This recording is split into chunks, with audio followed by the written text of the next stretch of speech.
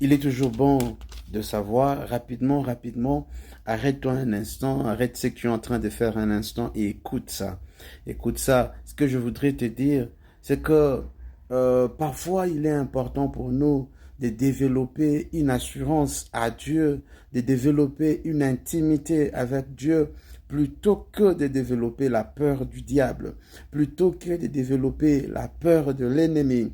La Bible nous dit que celui qui est avec nous est plus fort que celui qui est contre nous. Alors pourquoi développer la phobie de l'ennemi? Pourquoi développer la peur du diable? Pourquoi développer la peur de ceux qui s'élèvent contre toi, alors qu'avec toi, tu as celui qui a vaincu, avec toi, tu as celui qui a conquis, avec toi, tu as celui qui a réduit les diables à néant. Deux versets importants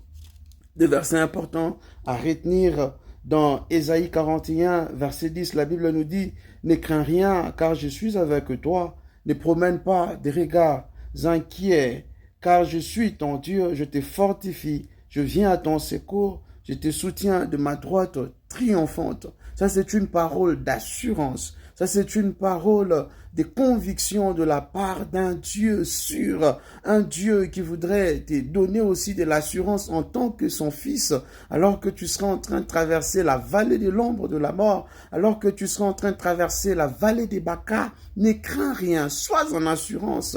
C'est lui qui rôde autour de toi. Il n'est pas plus fort que celui qui t'accompagne. Il n'est pas plus fort que celui qui est avec toi. Alors ne développe pas la peur du diable. Ne développe pas la peur de l'ennemi. L'ennemi ne peut rien contre toi. Je voudrais que en ces jours, en ces temps, en cette dispensation que nous sommes en train de vivre, que l'Église développe plus l'assurance en Dieu, que l'Église développe plus l'intimité avec Dieu plutôt que la peur du diable. Nous sommes fils, nous sommes en assurance avec notre Père, nous sommes en assurance avec les bergers. Il ne nous laissera pas, il ne va pas nous abandonner, il est là avec nous. Ce ne peut libérer que celui qui a été libéré. La Bible nous dit que Christ nous a affranchis, il nous a libérés. Alors pourquoi aurais-je peur? De qui aurais-je peur? De quoi aurais-je peur? Pourquoi vais-je prier en disant « Libère ma vie, libère ma maison, libère mon travail, libère mon business » alors que ma vie a déjà été libérée par Christ. En Jésus, je suis libre et je libère ceux qui sont encore captifs parce que lui m'a libéré, parce que lui m'a rendu libre. Alors je ne peux plus prier en disant « Libère ma vie, libère mon travail, libère ma maison. » Ma maison est libre au nom de Jésus. Mon corps est libre au nom de Jésus. Ma vie est libre au nom de Jésus. Sois en assurance avec Dieu parce que c'est lui qui est avec toi et plus fort que celui qui te combat. Le deuxième verset à retenir, important, l'assurance en Dieu plutôt que la peur du diable. L'assurance en ton Dieu et non la peur de l'ennemi. Ésaïe 43, au verset 1, au verset 1, la Bible dit « Ainsi parle maintenant l'Éternel qui t'a créé, ô Jacob, celui qui t'a formé, ô Israël. Ne crains rien, car je te rachète. Je t'appelle par ton nom, tu es à moi. Si tu traverses les eaux, je serai avec toi. Et les fleuves, ils ne te submergeront point. Si tu marches dans le feu, tu ne te brûleras pas, et la flamme ne t'embrasera pas. » De quoi veux-tu avoir peur?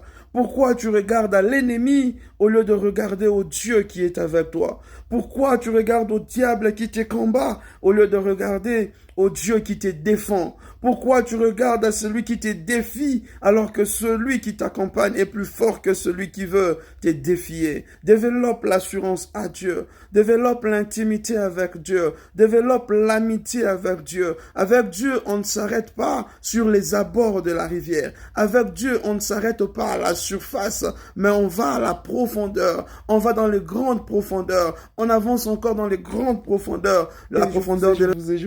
Ésaïe 41, versets 10 à 13. Ne crains rien, car je suis avec toi. Ne promène pas des regards inquiets, car je suis ton Dieu. Je te fortifie, je viens à ton secours, je te soutiens de ma droite triomphante. Voici, ils seront confondus, ils seront couverts de honte. Tous ceux qui sont irrités contre toi, ils seront réduits à rien, ils périront, ceux qui disputent contre toi. Tu les chercheras et ne les trouveras plus, ceux qui te suscitaient querelle. Ils seront réduits à rien, réduits au néant, ceux qui te faisaient la guerre. Car je suis l'Éternel, ton Dieu, qui fortifie ta droite, qui te dit, ne crains rien, je viens à ton secours.